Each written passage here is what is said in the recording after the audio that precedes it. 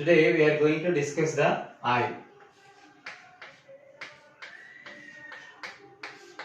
And we know that this is one of the important sense organ, and without eye we can't see objects in front of us, and this is the organ which can define the person also. How can we say that particular sense organ can define the particular person? For example, if anyone lost the eyes or anyone born without eyes, if anyone can't able to see the things in front of them, usually we call them as a blind person, right? So the particular sense organ also can define the person, right? The blind person. So that this is one of the most important sense organ comparatively the other sense organs, right? And here we can see the structure of an eye, and usually what the eyeball is externally visible is only 1/6 of the portion. 1/6 of the eyeball is externally visible, and remaining portion will be present in the inside the skull. And generally when you observe the skull, we can find some two circles here. The two holes are empty places. Those are generally called as a socket.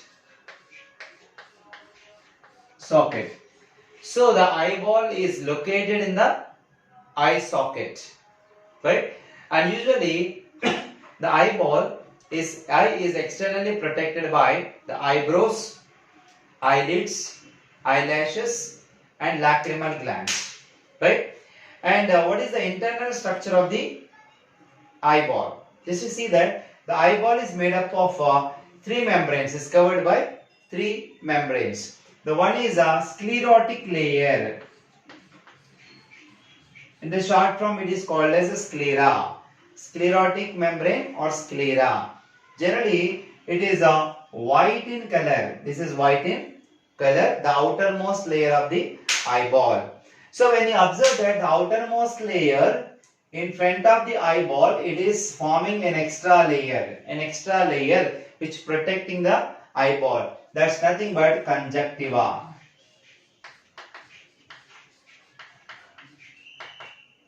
Conjunctiva, the outermost layer which forms an extra layer in front of the eyeball, is called conjunctiva, right? And the second membrane is the sclera, choroid layer.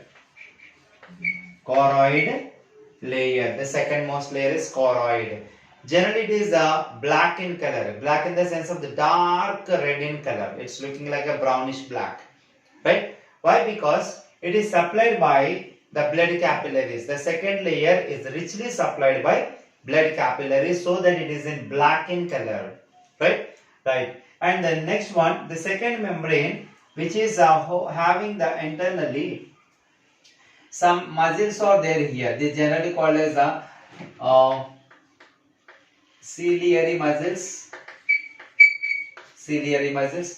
right? The second membrane left some space in front of the eye, and which forms the iris,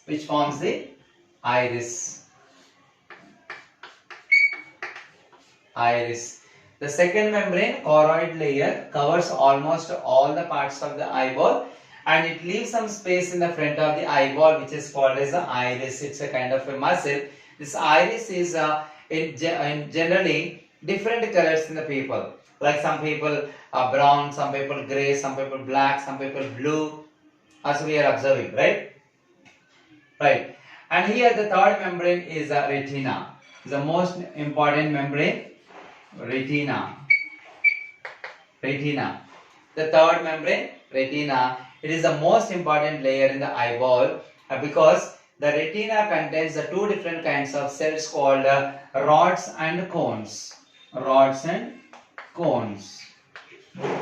And these two cells are responsible for vision, right? And rod cells, which are usually 125 million in number, whereas the cones are 7 million in number. And rods are responsible for observing the darkness during the no light availability conditions. The rod cells are working effectively, whereas in the daytime the cones are working more effectively and which can able to see the things in the daytime, the different colors, right? And see this one, the retina is the most important layer, the third membrane which inside the eyeball. And when we observe here, these are the two structures we are observing here, which is generally called as the ciliary muscles.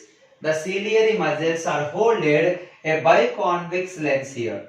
Biconvex lens. So the white color portion which are seeing here is a lens. This is generally called as lens. Lens. Okay, right. When we observe that the iris, the second membrane choroid layer left some space in the center is called the iris. The iris, between the iris, the empty space, this empty space is called a pupil. This is called pupil. Pupil is nothing but an opening which light can easily penetrate or enter the eyeball, right? So when behind the pupil we can find a lens. Behind the pupil we can find a lens. This is a biconvex lens. See this one, both sides it is a convex shaped, right? Biconvex lens. So when light falls through the pupil and placed on the lens, and through the lens it can enter the eyeball and placed on the particularly on the retina. Placed on the retina, and usually we are observing that the lens can divide the entire inner space of the eyeball into two chambers. In front of the lens and behind the lens. In front of the lens it is called aqueous chamber. This is called aqueous chamber, and this aqueous chamber is filled with a fluid. This is an aqueous chamber. This aqueous chamber is filled with a fluid called aqueous humor. Aqueous humor. And behind the lens there is a big gap. This much big gap is also called as a vitreous chamber. This is called vitreous chamber. Vitreous chamber. This vitreous chamber also filled with a fluid called vitreous humor. Vitreous humor. Vitreous humor. Right? Right. This is the general structure of the eyeball.